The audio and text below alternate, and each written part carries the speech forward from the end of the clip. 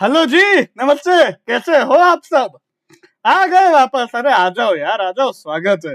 Massive playlist चल रही है पाइथन की तूफानी। वीडियो नंबर 70 है, एनकैप्सुलेशन, है ना? नाम बड़ा है लेकिन कॉन्सेप्ट सिंपल सा है, बहुत ही हम आसानी से समझेंगे। अब मान लो आपने कोई क्लास बनाई बैंक अकाउंट की, ठीक है? बैंक अकाउंट नाम की आपने कोई क्लास बनाई जिसमें आपने डंडर इनिट में बैलेंस नाम का वेरिएबल बनाया, ठीक है? बिल्कुल, बैंक अकाउंट है तो बैलेंस होगा ही, बिल्कुल समझ गए। बैलेंस होगा, फिर चाय वाय पियेंगे, क्रेडिट कार्ड आएगा, ये वो। अब कोई कोडर आता है, उसने आपकी बैंक अकाउंट क्लास में आके बैलेंस को कर दिया 0।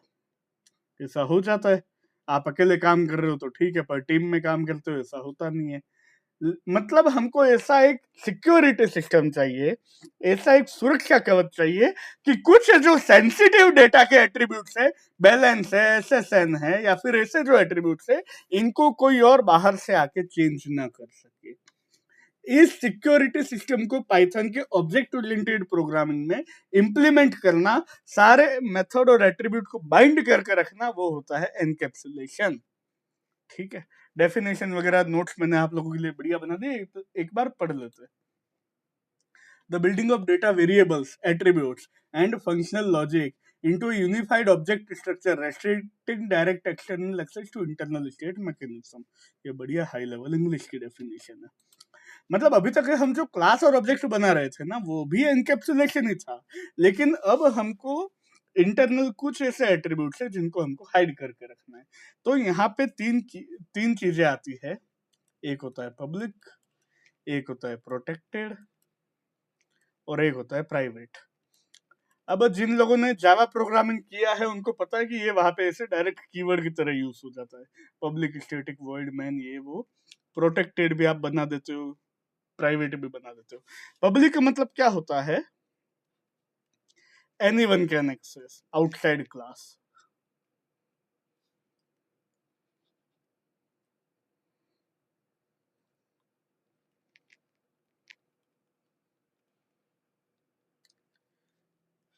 Only the class and base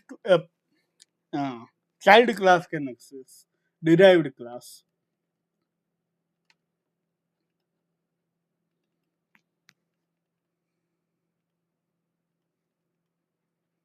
private मतलब only it can not be accessed outside the class. बाकी नोट्स में बढ़िया बना रखा है, it can not be accessed outside class. समझ गए क्या था? देखो, पब्लिक में होता है नेम, कोई भी वेरिएबल है, चलो वेरिएबल, ये है पब्लिक।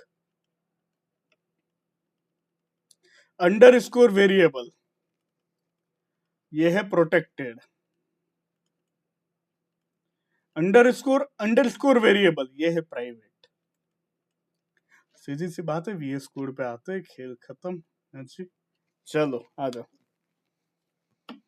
ये नोट्स में सब बना रखा है मैंने अच्छे से, है ना? बस यही बातें है। अब कुछ हम चीजें सीखेंगे, जैसे मैं यहाँ पे बनाता हूँ class employee, df dunder init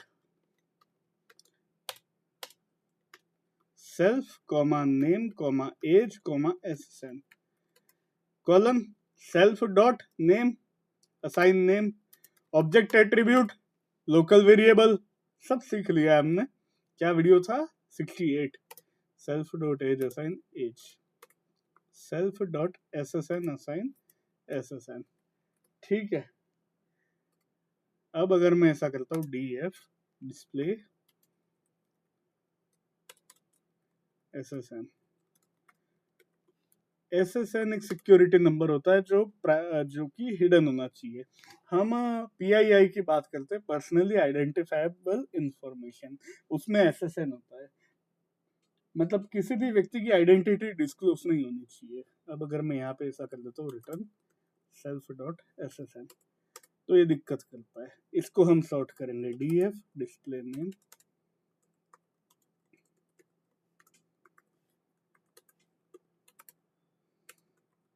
return self dot name, df display age self return self dot age. ठीक है, अब अगर मैं बनाता हूं ऐसे एम्प्लॉय emp1 असाइन एम्प्लॉय, नाम दे दो, किसका नाम दे? किसका नाम दे यार, प्रिया का नाम दे देते। एज है 24, सैलरी है, सैलरी का एसएसएन, एसएसएन है स्ट्रिंग, शायद 13 डिजिट का कुछ होता है। अब देखो एक चीज सीखो, अगर मैं करता हूं ना emp1 डॉट डिस्प्ले नेम, तो ये कर रहा है emp1 डॉट डिस्प्ले एज। लेकिन मैं चाहता हूं कि ये जो एसएसएन है ना, ये इस तरह से ना हो, तो इसके लिए हमारे पास आता है प्रोटेक्टेड वेरिएबल, पब्लिक और प्राइवेट। यहाँ पे कोई अंडरस्कोर नहीं है, इसका मतलब ये है पब्लिक। इसको हम वापस कॉपी पेस्ट करते हैं, मैं करता हूं अंडरस्कोर एसएसएन, ठीक है, अंडरस्कोर। अब क्या होगा कि सिर्फ चाइल्ड क्लास के एट्रीब्यूट्स इसको एक्सेस कर पाएंगे। emp2 असाइन एम्प्लॉय प्रिया 24, समथिंग। अब अगर मैं कहता हूं ना emp2 डॉट डिस्प्ले एसएसएन, तो इसने रिटर्न कर दिया। लेकिन अगर मैं ऐसा करूं, ये था protected variable,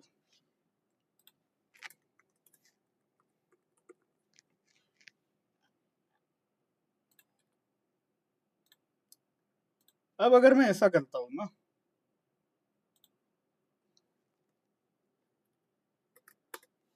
emp3 assign employ, copy paste कर देते हैं यार, बार बार कौन लिखेगा है? अब emp3 डॉट डिस्प्ले नेम तो हो जाएगा,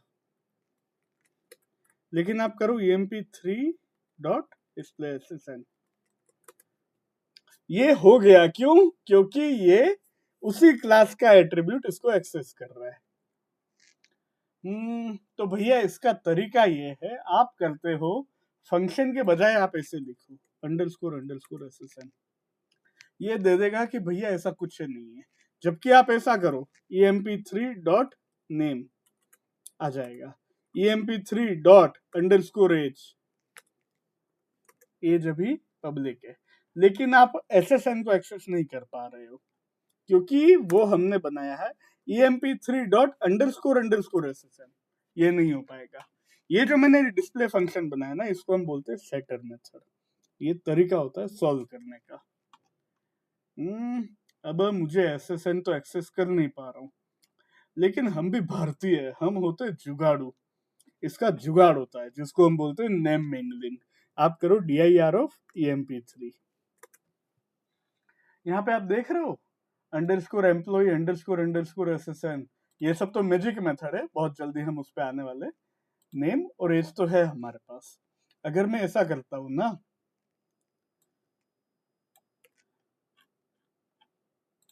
emp3 डॉट अंडरस्कोर एसएसएन, तो ये कह देगा नहीं, ये नहीं हो पाएगा, ये तो एरर दे रहा है। लेकिन अगर मैं ऐसा करता हूं तो एसएसएन रिटर्न हो गया, ठीक है। तो कुछ भी प्राइवेट यहाँ पे हो नहीं पा रहा है।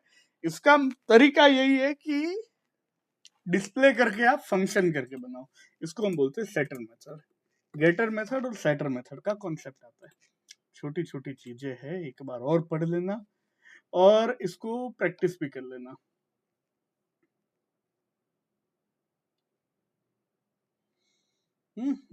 देखो इस तरह से बन गया underscore class name underscore attribute, ठीक है। कंट्रोल लूप होता है इसमें, सेटर मेथड होता है, गेटर मेथड होता है, हाँ, अगर आप ऐसा करते हो ना, मैंने जो बनाया वो गेटर मेथड था, सेटर मेथड हो जाता है इस तरह से।